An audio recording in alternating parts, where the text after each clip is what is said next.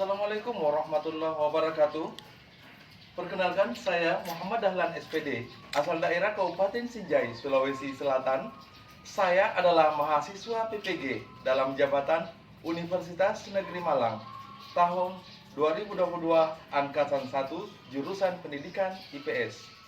Pada kesempatan pagi ini, tepatnya Rabu 5 Oktober tahun 2022, saya akan melaksanakan kegiatan pembelajaran dalam rangka UKIN, ujian kinerja di MTS Negeri 4 Sinjai, tepatnya di Jalan Slamet Riyadi nomor 12 Kelurahan Lapa, Kabupaten Sinjai. Untuk itu, saya mohon kepada Bapak Ibu dosen penguji UKIN di Universitas Negeri Malang untuk memberikan masukan, bimbingan dan pencerahannya kepada saya dalam rangka peningkatan mutu pendidikan dan mutu pembelajaran saya ke depannya nanti. Berikut saya akan tampilkan kegiatan pembelajaran saya di MTS Negeri 4 Sinjai. Sekian, wassalamualaikum warahmatullahi wabarakatuh. Saya salaman.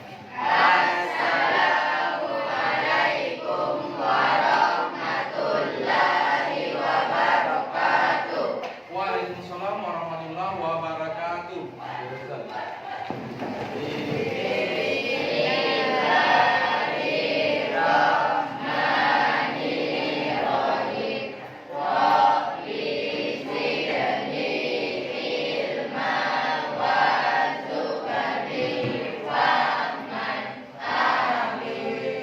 ya rabbal alamin. Oke, anak-anak sekalian,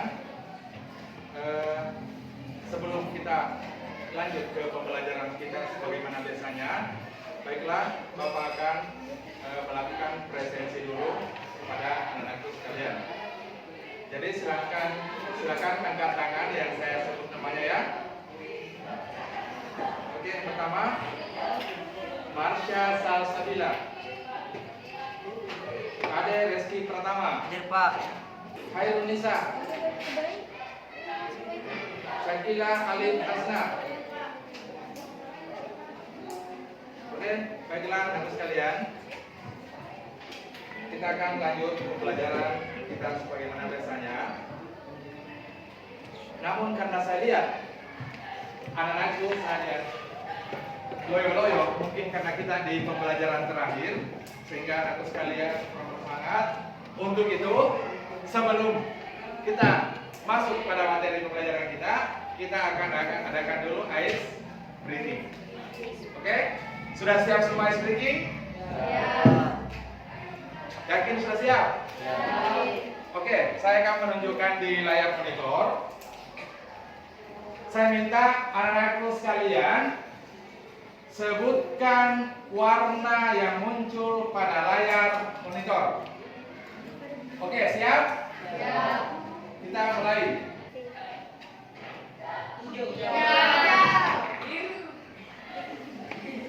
Warna apa itu? Hijau. Oke. Kuning. Kuning apa merah? Kuning. Tulisannya merah tapi warnanya Kuning.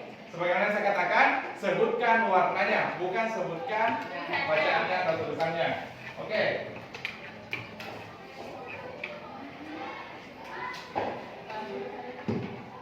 Merah. Biru. Lalu, Hitam. kenapa masih banyak yang tubuh putih? Oke. Ya itu tadi, untuk menguji fokus anakku sekalian, saya sengaja membuat seperti ini.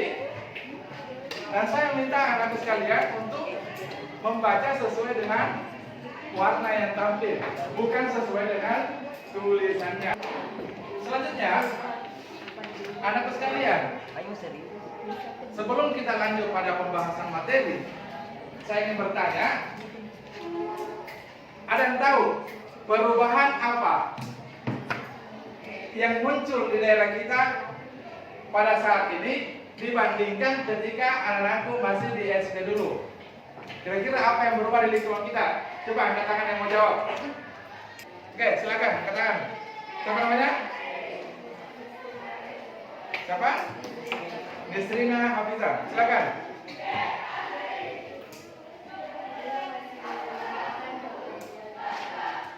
Nah, dulu katanya menurut Nisrina menggunakan HP jadul, yang mana pada saat itu HP-nya masih dilengkapi dengan senter dan ada tombol-tombolnya. Sekarang anakku sekalian, sebagaimana yang kalian pegang sekarang itu sudah dilengkapi dengan smartphone. Itu adalah salah satu bentuk perubahan sosial. Oke, yang lain. Yang lain. Coba. Siapa namanya? Adillah. Coba, apa lagi yang lain perubahan yang ada? Dulu katanya menggunakan surat. Dulu kalau waktu mungkin anakku masih SD, menggunakan surat ketika misalnya sakit, ada surat yang disampaikan ke sekolah atau wali kelas. Sekarang biasanya disampaikan lewat WhatsApp, ya kan? Oke, jadi itu adalah contoh-contoh perubahan yang ada di lingkungan kita. Baiklah anak-anak sekalian, sekarang kita lanjutkan. Bapak akan menyampaikan tujuan pembelajaran kita.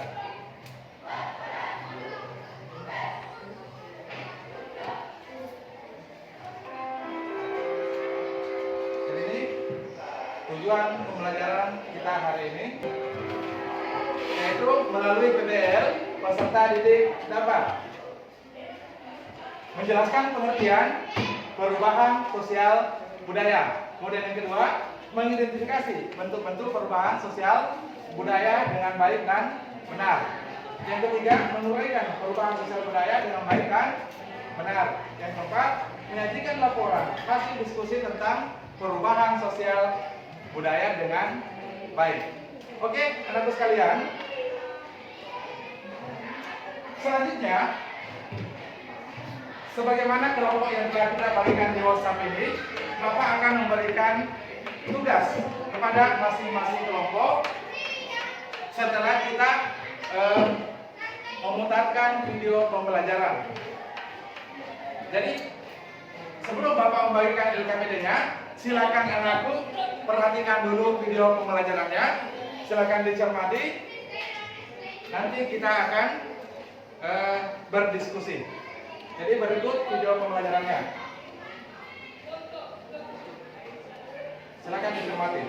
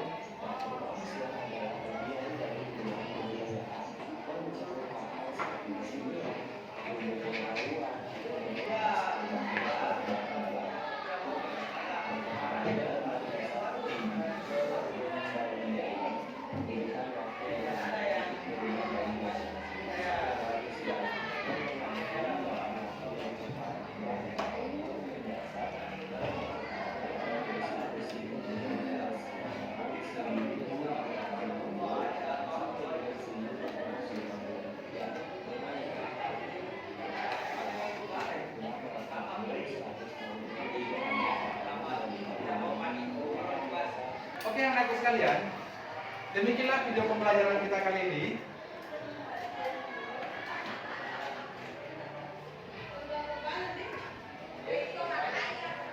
Berikutnya Bapak akan menyampaikan LKPD.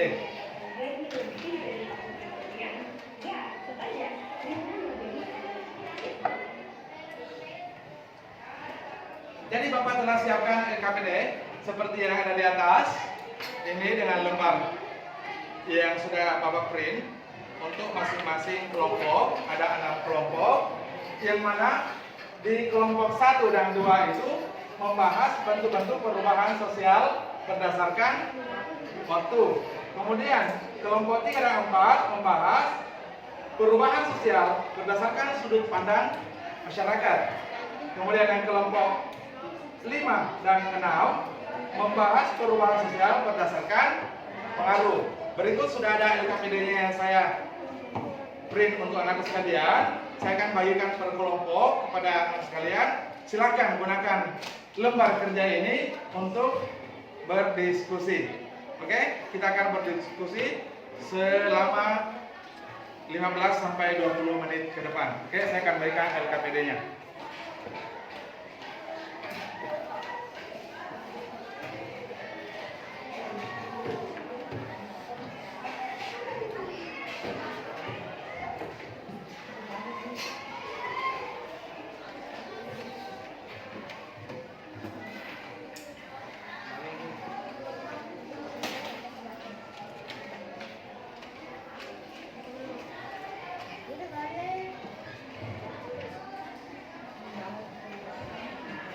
Oke, menurut sekalian, sekarang LKPD-nya sudah Bapak bagikan.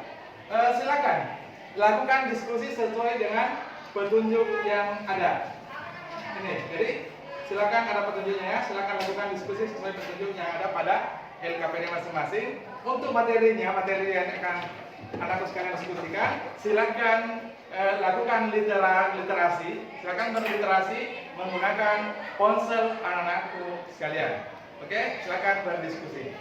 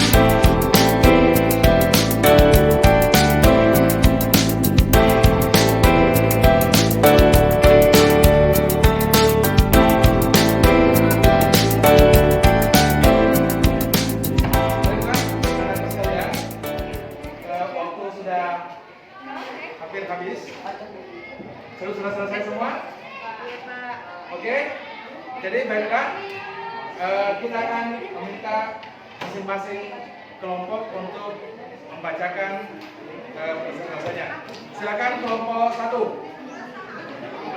Silakan kelompok 1, bacakan di sini saja. Oke, kelompok 1. Oke, kita dengarkan pemaparan kelompok 1. Silakan.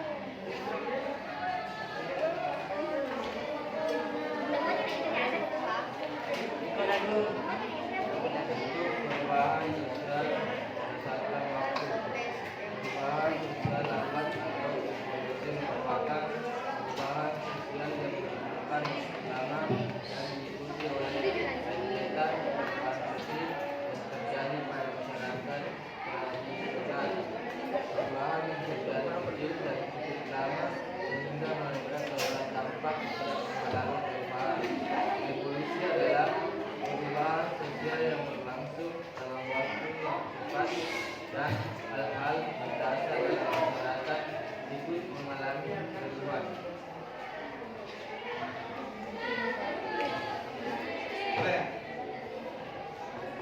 Oke. Baiklah. Kelompok 1 telah memaparkan materinya, yakni katanya bahwa perubahan sosial berdasarkan waktunya itu hanya dibagi menjadi 2 bagian. Yang pertama katanya adalah kelompok perubahan sosial lambat. Kemudian yang kedua adalah perubahan sosial yang cepat atau revolusi. Nah, kelompok lain ada yang ingin menanggapi? Kelompok 6, silakan.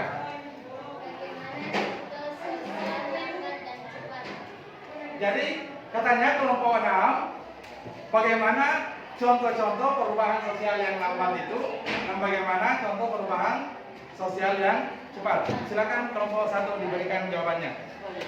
Silakan. Perubahan sosial lambat contohnya peralihan penggunaan bahan bakar minyak menjadi bahan bakar gas. Oke. Contoh perubahan sosial cepat adalah revolusi industri yang terjadi pada sekitar tahun 1750 sampai 1850. Lihat, cepat ya. Oke, baiklah anak sekalian. Bapak akan merespon dulu yang disampaikan oleh kelompok 1. Bahwasannya berdasarkan waktunya, maka perubahan sosial itu ada 2. Yang pertama adalah yang cepat. Contohnya tadi, misalnya Indonesia pada saat itu masih sebagai negara terjajah, kemudian ada perubahan sosial menjadi negara yang berdaulat, negara yang merdeka dan berdaulat. Maka itu adalah salah satu contoh daripada bentuk perubahan sosial lambat atau berevolusi. Atau misalnya perubahan dari minyak bumi tadi menjadi gas, ya kan? Berarti itu harus melalui proses evolusi. Jadi dikatakan lambat. Sementara yang cepat itu seperti perubahan industri dan lain-lain. Maka itu adalah contoh perubahan yang cepat. Oke? Karena materi kelompok 1 dan kelompok 2 sama, sekarang kita minta kelompok 3 dan kelompok 4. Saya silakan kelompok 4 untuk menyelesaikan hasil diskusinya. Silakan. Perubahan sosial berdasarkan sudut pandang masyarakat. Perubahan sosial yang dikehendaki. Perubahan sosial yang tidak dikehendaki. Perubahan yang dikehendaki atau direncanakan merupakan perubahan yang diperkirakan telah direncanakan terlebih dahulu oleh pihak yang hendak mengadakan perubahan dalam masyarakat. Perubahan yang tidak dikehendaki adalah perubahan yang terjadi di luar jangkauan pengawasan masyarakat atau kemampuan manusia. Oke, kelompok 4 telah memperselesaikan hasil daripada diskusi mereka. Sekarang ada kelompok yang mau tanggapi. Kelompok mana? Kelompok 2 ya? Oke, silakan kelompok 2, silakan ditanggapi. Baiklah, kita dengarkan tanggapan dari kelompok 2.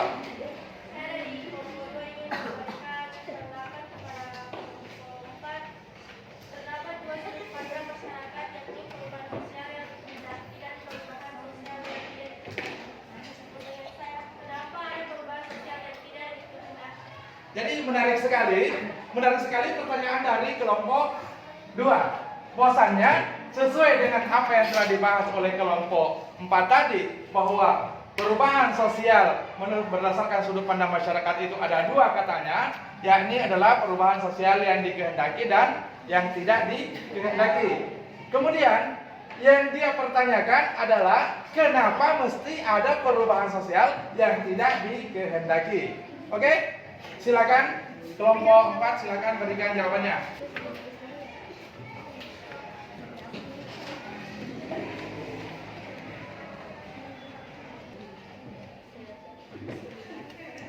Baiklah, saya akan menjawab pertanyaan dari kelompok 2. Bisa saja terjadi perubahan yang tidak dikehendaki, misalnya terjadi bencana alam seperti yang terjadi kemarin di Palu, yang mana ada satu kampung yang hanyut, pindah tempat. Oke, jadi menurut kelompok 4 bahwasannya perubahan sosial kadang terjadi karena ada faktor alam, di mana pada saat itu misalnya terjadi bencana alam seperti contoh yang terjadi di Palu kemarin yang disebutkan oleh kelompok 4 tadi, bahwasanya ada satu kampung yang pindah tempat karena hanyut di bawah banjir. Jadi di situ nantinya setelah reda banjirnya akan terjadi perubahan sosial, perubahan struktur, bahkan ada perubahan pada peta setelah pasca kejadian banjir tersebut. Baiklah anak-anak sekalian, karena kita dibatasi oleh waktu, demikianlah yang telah disampaikan tadi oleh beberapa kelompok dan tanggapan dari kelompok lain, dan ini menarik sekali. Mudah-mudahan di pertemuan-pertemuan berikutnya akan seperti ini. Mudah-mudahan anakku tetap sehat selalu dan tetap semangat selalu. Jadi sebelum Bapak akhiri, baiklah kita akan membuat kesimpulan. Atau ada kelompok yang mau membuat kesimpulannya?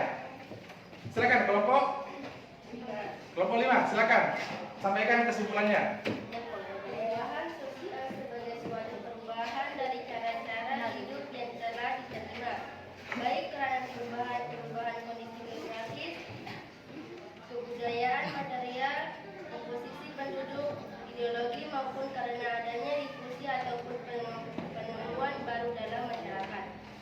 Oke, jadi itu adalah hasil kesimpulan yang telah disampaikan oleh kelompok 5. Baiklah, Bapak juga akan memberikan resensi atau kesimpulan kepada anak sekalian, yang mana bahwasannya perubahan sosial itu bisa dilihat dari sudut pandang masyarakat, bisa juga dilihat dari waktu terjadinya, kemudian bisa juga dilihat berdasarkan pengaruhnya. Oke? Setelah itu, Bapak berharap para anak sekalian silakan masing-masing buat refleksi dari pembelajaran kita. Jadi refleksinya apa yang telah kita pelajari pada pembelajaran kali ini, apa yang belum dibahas pada materi ini, kemudian bagaimana kiat-kiat kedepannya untuk meningkatkan pembelajaran seperti ini. Oke, silakan anakku sekalian tuliskan refleksi pembelajaran tersebut, kemudian kirimkan ke grup WhatsApp kita. Oke, karena waktu kita sudah berakhir, jadi Bapak sampaikan kepada anakku sekalian, tugas anakku sekalian adalah mencari kembali materi dan belajar di rumah tentang materi-materi globalisasi untuk pertemuan berikutnya. Jadi pertemuan berikutnya adalah materi globalisasi. Silakan anakku mencari pengertian globalisasi, kemudian dampak-dampak globalisasi dan seterusnya. Oke, karena kita sudah dibatasi waktu, sekian dan terima kasih. Wassalamualaikum warahmatullahi wabarakatuh. Waalaikumsalam warahmatullahi